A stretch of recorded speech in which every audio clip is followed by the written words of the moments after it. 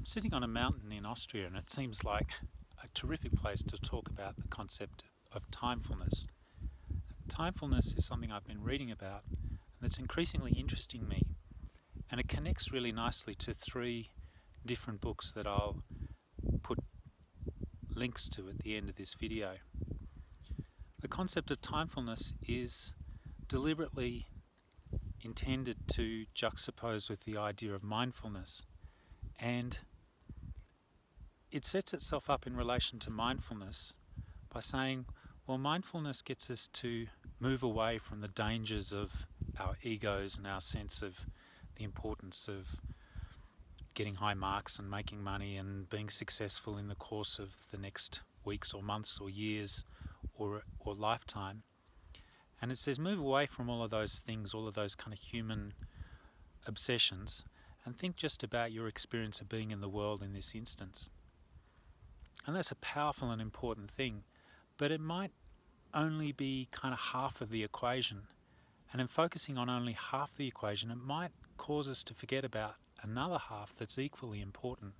So timefulness is asking us not to think about or to try and focus in on the moment and getting away from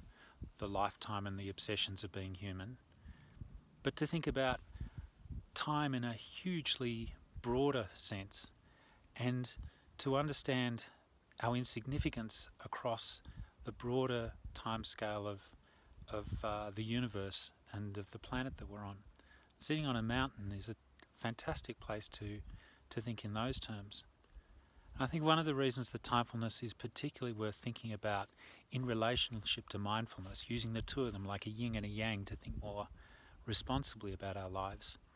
is that timefulness encourages us to understand our place and our responsibility within all the systems that make our universe as we experience it work.